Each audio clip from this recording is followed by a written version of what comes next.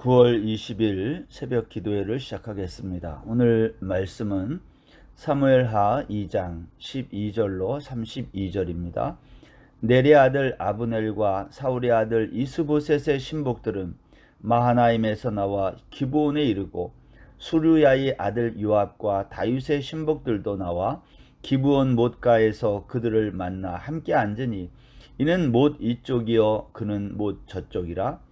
아브넬이 요압에게 이르되 원하건대 청년들에게 일어나서 우리 앞에서 겨루게 하자. 요압이 이르되 일어나게 하자 하매 그들이 일어나 그 수대로 나아가니 베냐민과 사울의 아들 이스보셋의 편에 12명이요 다윗의 신복 중에 12명이라. 각기 상대방의 머리를 잡고 칼로 상대방의 옆구리를 찌르매 일제히 쓰러진지라. 그러므로 그것을 헬갓 핫수름이라 일컬었으며 기브온에 있더라. 그날의 싸움이 심히 맹렬하더니 아브넬과 이스라엘 사람들이 다윗의 신복들 앞에서 패하니라. 그것에 수리아의 세 아들 요압과 아비새와 아사헬이 있었는데 아사헬의 발은 들 노루같이 빠르더라. 아사헬이 아브넬을 쫓아 달려가되 좌우로 치우치지 않고 아브넬의 뒤를 쫓으니 아브넬이 뒤를 돌아보며 이르되 아사헬아 너냐? 대답하되 나로다. 아브넬이 그에게 이르되 너는 왼쪽으로나 오른쪽으로 나가서 청년 하나를 붙잡아 그의 군복을 빼앗으라 하되 아사헬이 그렇게 하기를 원하지 아니하고 그의 뒤를 쫓으매 아브넬이 다시 아사헬에게 이르되 너는 나 쫓기를 그치라. 내가 너를 쳐서 땅에 엎드러지게 할 까닭이 무엇이냐? 그렇게 하면 내가 어떻게 내 형 요압을 대면하겠느냐 하되 그가 물러가기를 거절하며 아브넬이 창 뒤끝으로 그의 배를 찌르니 창이 그의 등을 꿰뚫고 나간지라. 곧 그곳에 엎드러져 죽음에 아사헬이 엎드러져 죽은 곳에 이르는 자마다 머물러 섰더라. 요압과 아비새가 아브넬의 뒤를 쫓아 기브온 거친 땅의 길가 기아 맞은 쪽 암마산에 이를 때에 해가 졌고 베냐민 족속은 함께 모여 아브넬을 따라 한 무리를 이루고 작은 산 꼭대기에 섰더라. 아브넬이 요압에게 외쳐 이르되 칼이 영원히 사람을 상하겠느냐? 마침내 참혹한 일이 생길 줄을 알지 못하느냐? 내가 언제 무리에게 그의 형제 쫓기를 그치라 명령하겠느냐? 요압이 이르되 하나님이 살아계심을 두고 맹세하노니 내가 말하지 아니하였다면 무리가 아침에 각각 다 돌아갔을 것이요 그의 형제를 쫓지 아니하였으리라 하고 요압이 나팔을 불매 온 무리가 머물러 서고 다시는 이스라엘을 쫓아가지 아니하고 다시는 싸우지도 아니하니라. 아브넬과 그의 부하들이 밤새도록 걸어서 아라바를 지나 요단을 건너 비드론 온 땅을 지나 마하나임에 이르니라. 요압이 아브넬 쫓기를 그치고 돌아와 무리를 다 모으니 다윗의 신복 중에 19명과 아사헬이 없어졌으나 다윗의 신복들이 베냐민과 아브넬에게 속한 자들을 쳐서 360명을 죽였더라. 무리가 아사헬을 들어올려 베들레헴에 있는 그의 조상 묘에 장사하고 요압과 그의 부하들이 밤새도록 걸어서 헤브론에 이른 때에 날이 밝았더라. 아멘. 오늘 본문은 이스보셋이 이끄는 이스라엘 왕국과 다윗이 이끄는 유다 왕국 사이에 싸움이 오늘 본문에 기록되어 있습니다. 그런데 오늘 싸움의 이 시작은 아브넬과 요압 사이에 어떻게 보면 우리 부하들끼리 서로 싸움을 한번 시켜보자, 겨루게 해보자, 어떻게 보면 게임처럼 시작한 것이 결국은 부하들의 생명을 앗아가는 그러한 싸움으로 발전하고 결국은 그것 때문에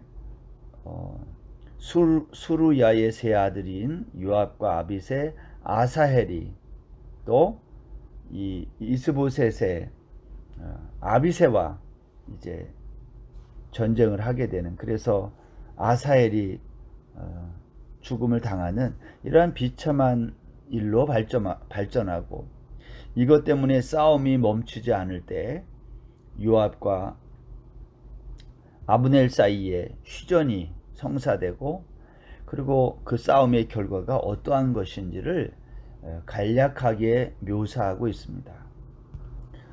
이 두 왕국이 싸웠던 장소가 어디냐면 기브온이라고 하는 연못을 사이에 두고 이편 저편에 이제 모여가지고 기브온에서 싸움이 시작되는데, 이 내용을 보면 이 기브온의 위치가 이스라엘과 유다의 중간에 있어요.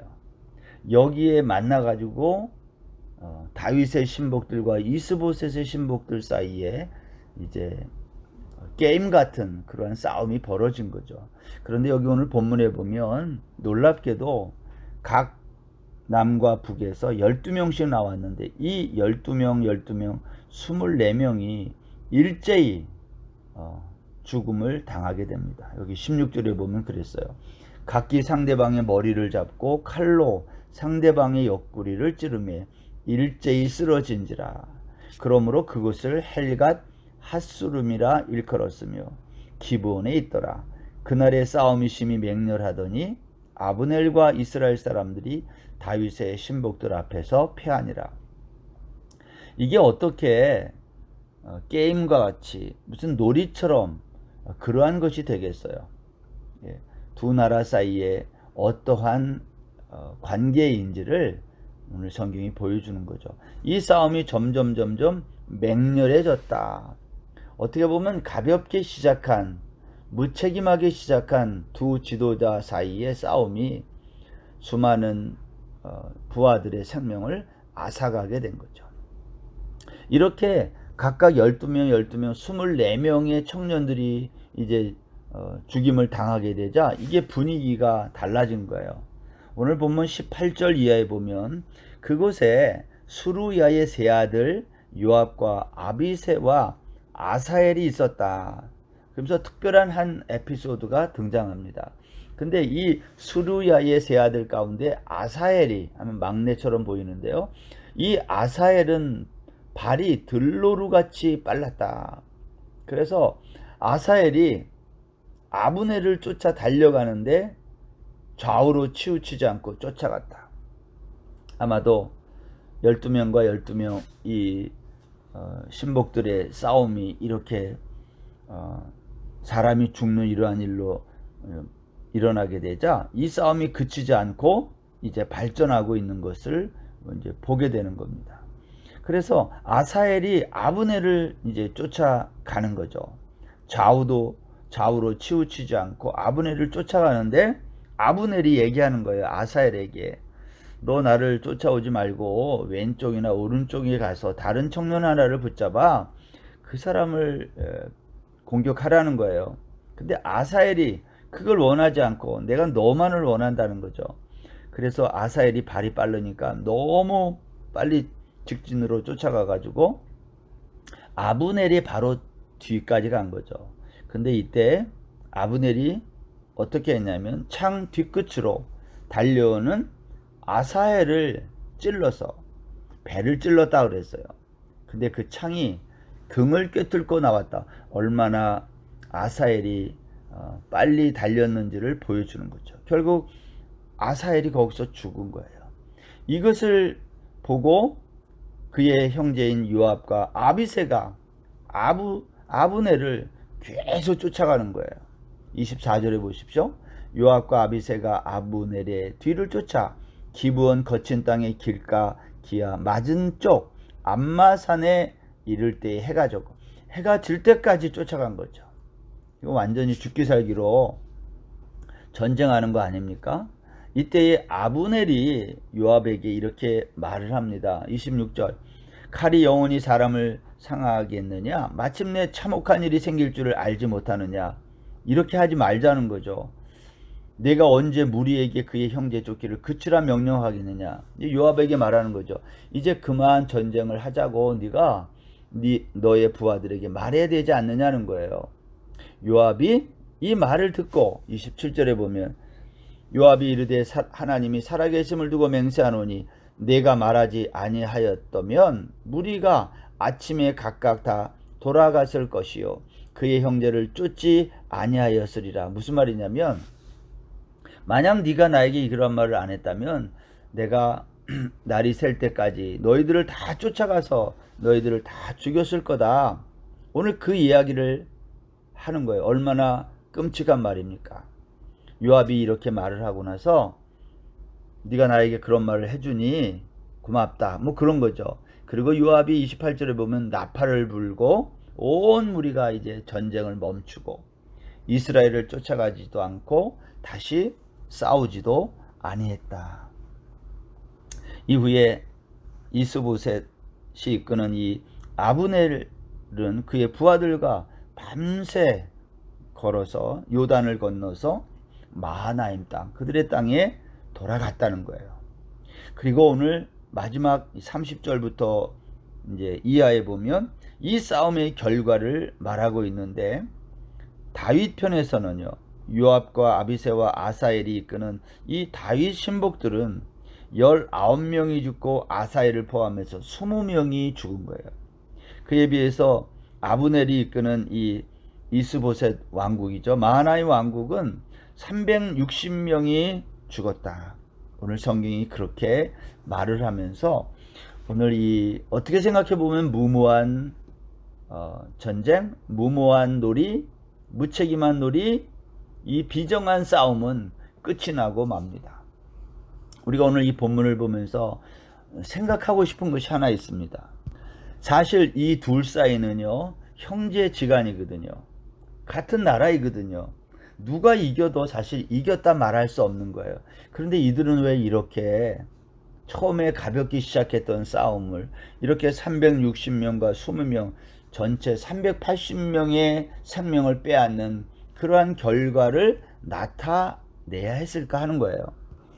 여러분, 이 싸움의 시작이 어디로부터 시작했는지 한번 보시면 아브넬이 요압에게 제안을 합니다. 청년들에게 일어나서 우리 앞에서 겨루기 하자. 요압이 이것을 받아준 거예요. 그래서 전쟁이 이렇게 커져서 많은 사람이 죽게 된 겁니다. 전쟁이 아니라 이 겨루기가.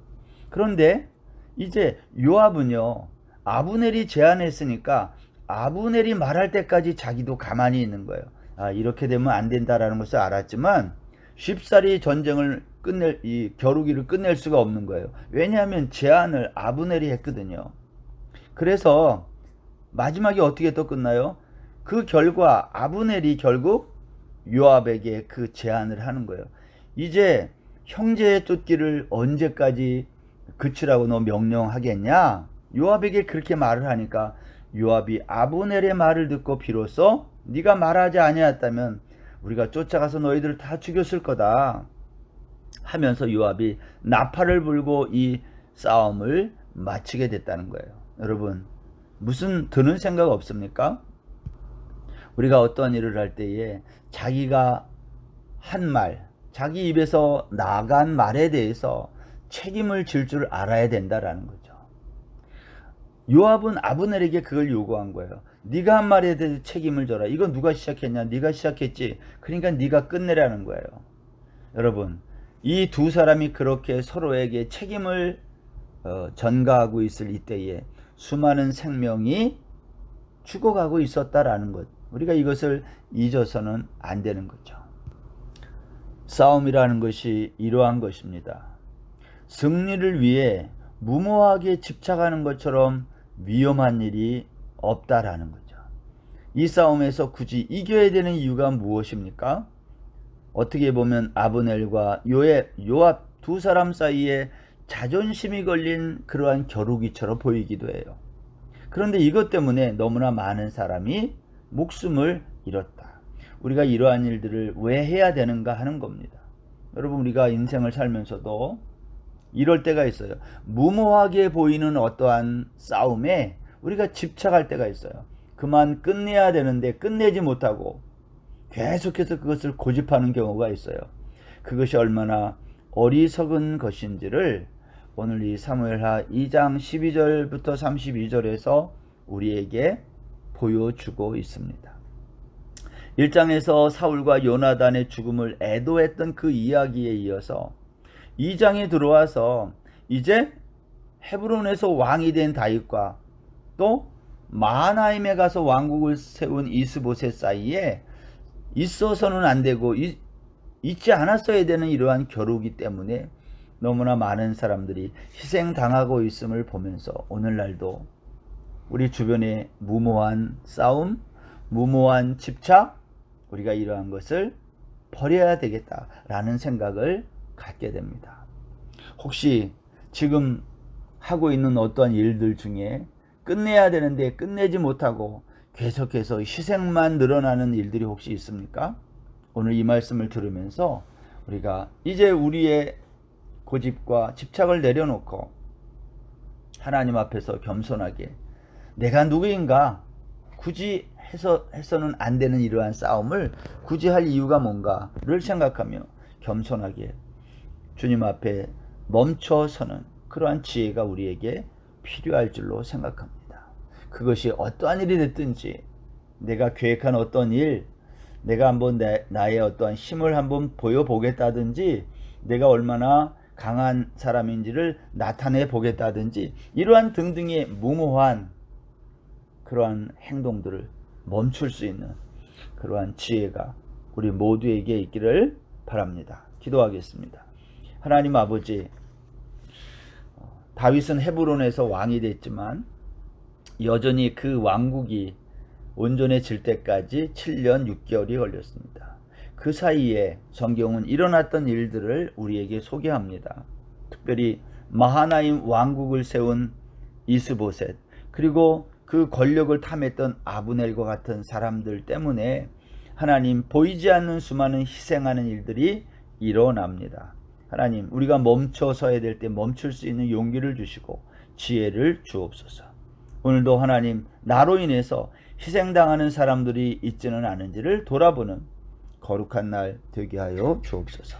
감사하며 예수님의 이름으로 기도드립니다. 아멘. 오늘 하루도 평안하십시오.